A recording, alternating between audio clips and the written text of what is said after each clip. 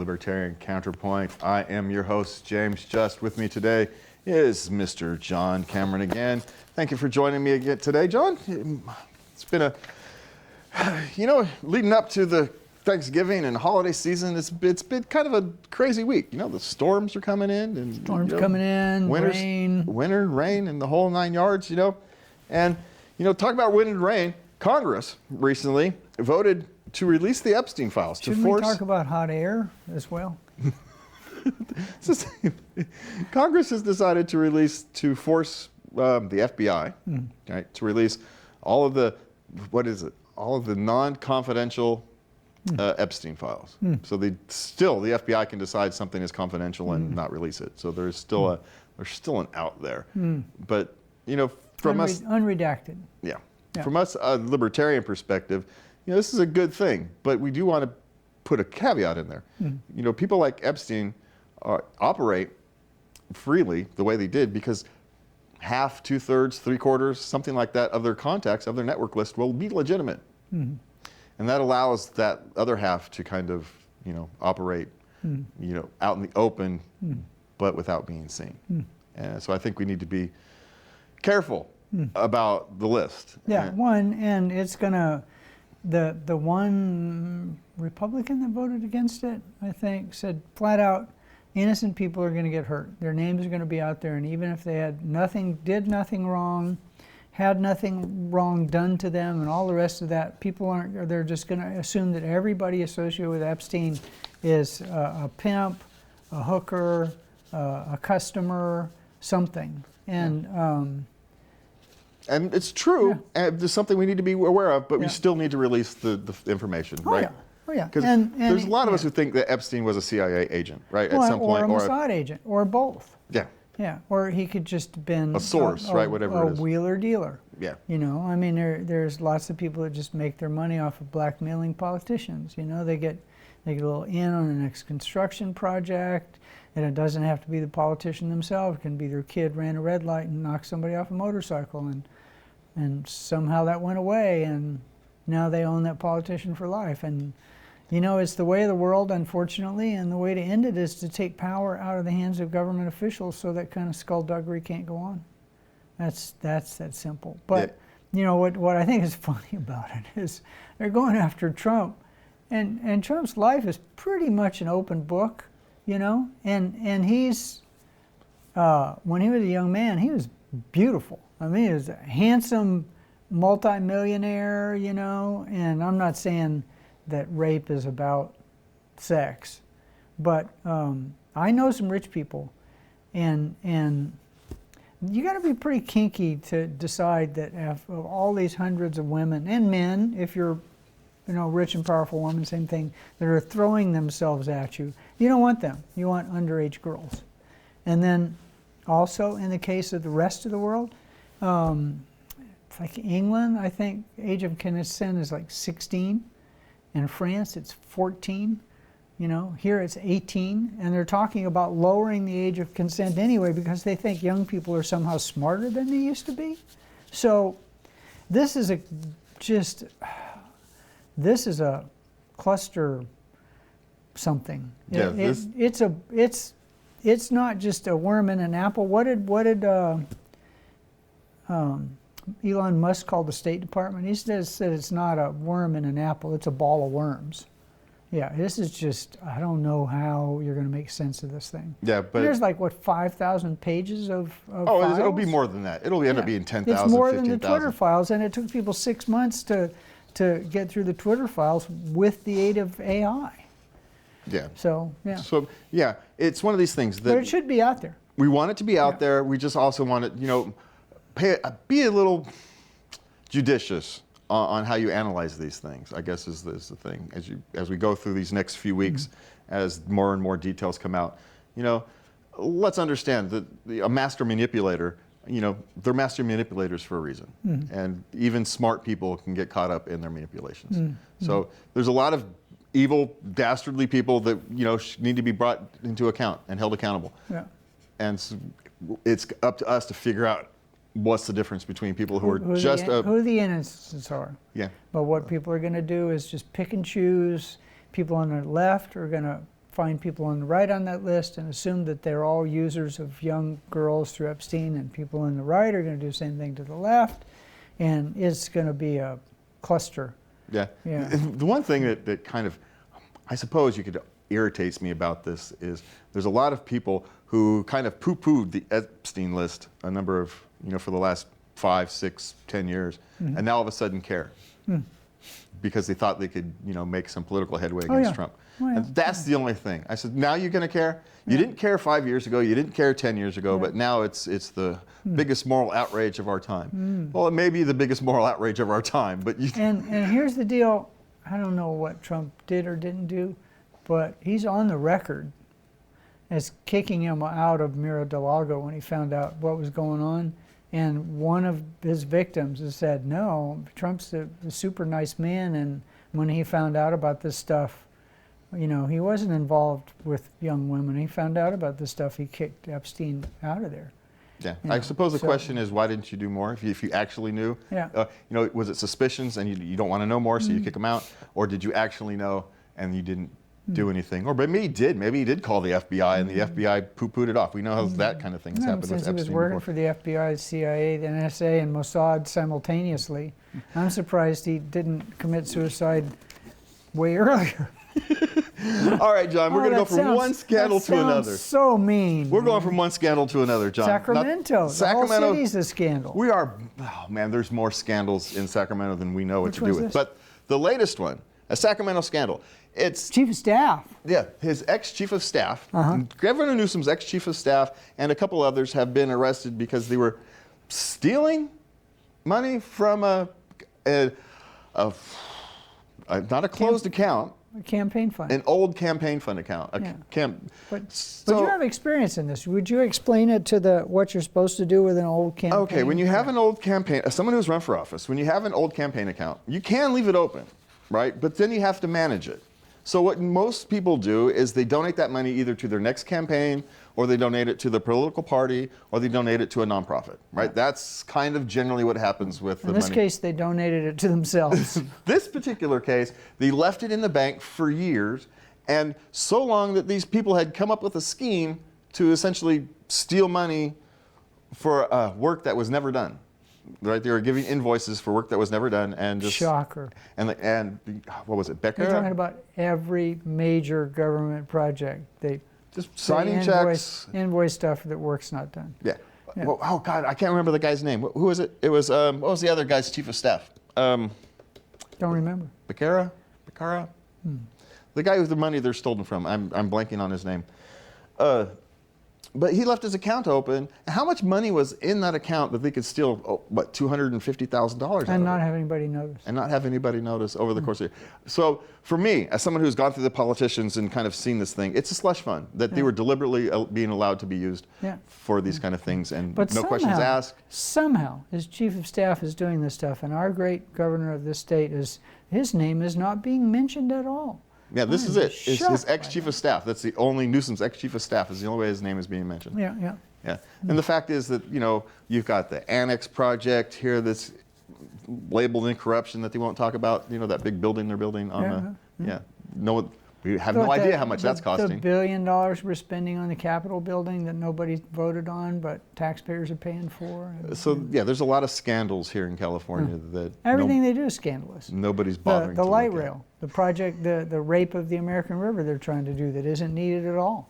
That's $180 million they don't have to spend, right? Yeah. They got to spend it in the most destructive way possible, because that way they get to spend more money in the high-speed rail. And they're gonna build a wall around San Francisco to protect you from sea level rise. The city's sinking. Sea level isn't rising. It's risen that much in 50 years, folks. Can you see my hands? Yeah, that much in 50 years. Yeah. No, there. That much in 50 years. So it's crazy. California is the most corrupt state in the union by far, and it pretends not to be. And there's consequences to this corruption, right? So let's move on. We're facing an $18 billion deficit, right? This California's next budget. They've got to figure out how to close an $18 billion gap.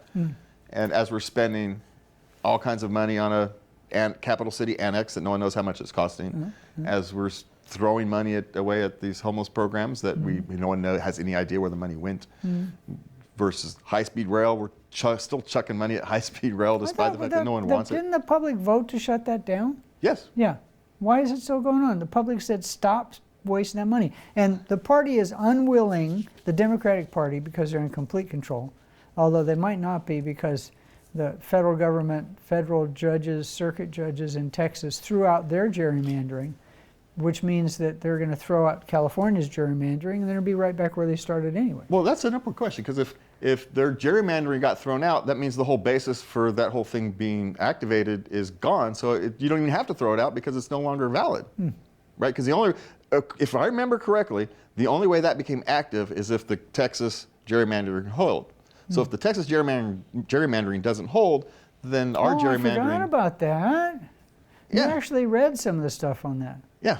So if memory serves, you know, I'm no lawyer, but this whole thing it's a mess, right? It's more political parties spending your taxpayer monies to benefit their political parties. This is what's going on time and time and time again. Whether it's stealing money from an old slush fund campaign fund, whether it's, you know, $18 billion deficit and we're still going to build this stupid high-speed rail, or who knows how much money on that. I love the Sacramento Bee. I don't. I hate it. I wish there was another newspaper. It is not even, I wouldn't want my birds poisoned by lining the birdcage with that newspaper, but my elderly mother-in-law insists upon reading something that she thinks is a newspaper because they have real newspapers in England, right?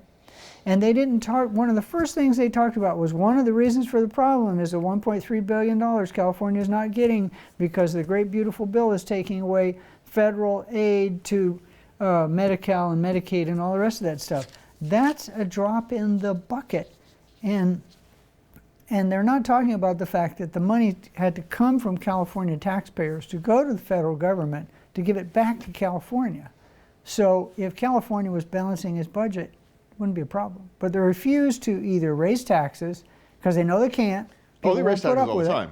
Every year they raise taxes. Well, they can't do a drastic. They need to either drastically reduce government expenditures, which they won't, because government employees pay big money to the Democratic Party, or raise huge taxes, which they can't because even more businesses will flee from California. Because the only way they can get more money is out of rich people, and rich people have the ability to live anywhere they want. Yeah. Well, as we'll find out later, you know, the government will take money from poor people. They will figure it out. Yeah, they'll hide it. They'll hide it. Oh, they won't even hide it. It'll be right out in the open because they have no choice. But Mr. Richard Fields has an opinion on what's going on around Venezuela this week. Talk about horrible government excesses and poor management. Yeah, we're talking about Venezuela. So let's see what Richard Fields got to say. Yeah, or New York next week. Yeah. Hi, this is Richard Fields with this week's Report from the Fields. Demagogic politicians, yes, I know I'm repeating myself, can do damage only if they can either inspire or scare a significant plurality of those they rule into obeying their dictates. Think Nazis saying, "I was just following orders," while running concentration camps, or think large majorities of urban Russians or Chinese or Cambodians leaving the cities to work and eventually starve in rural communes under communism.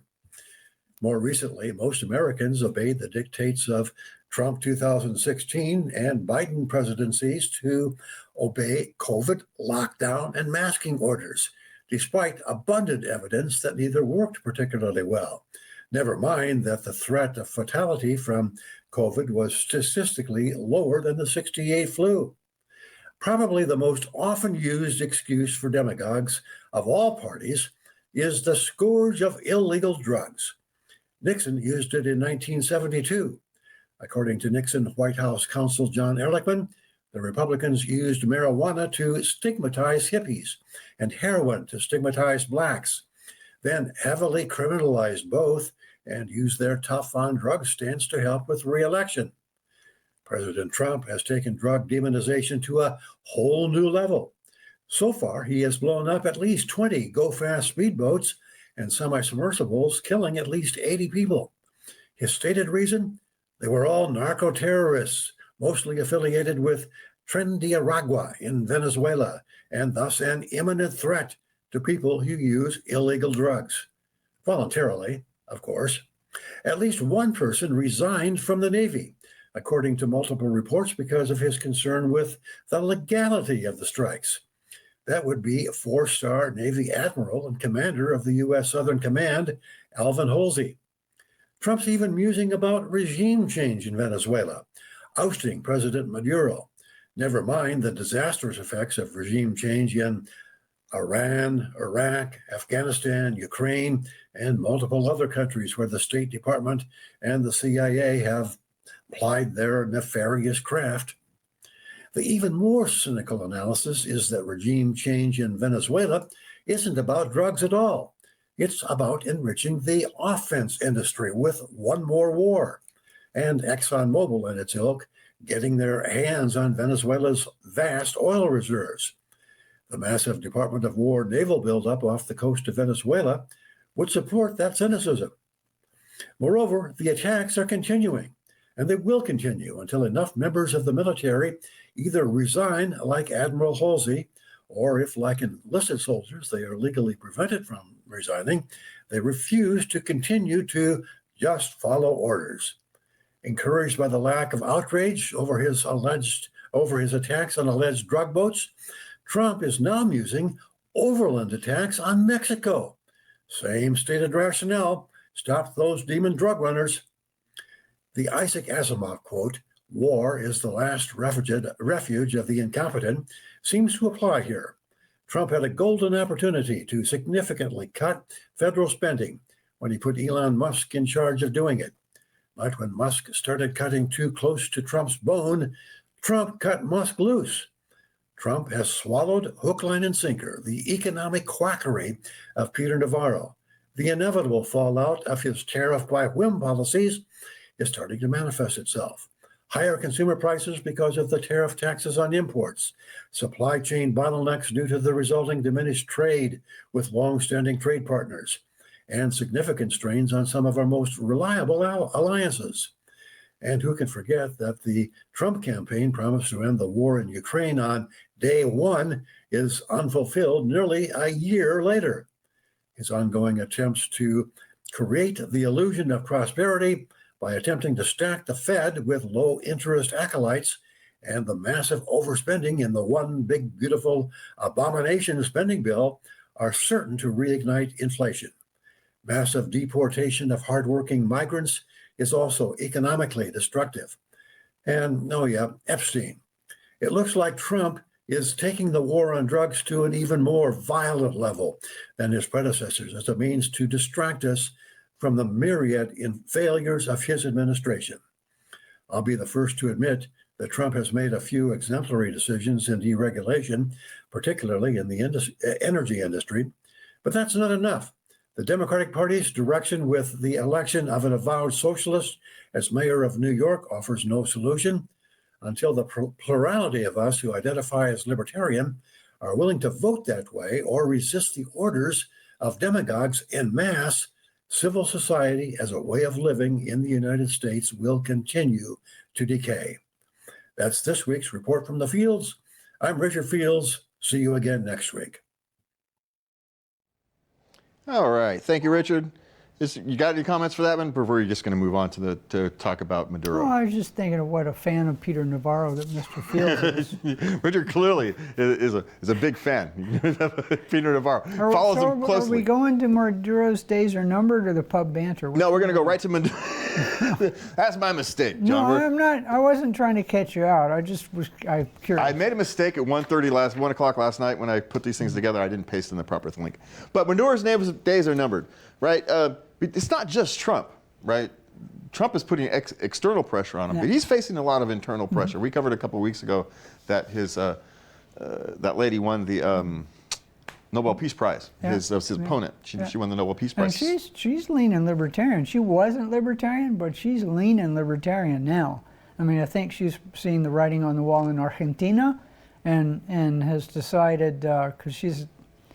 A lot of what she says sounds pretty libertarian. But, I mean, Maduro lost the election by a landslide and refused to leave office.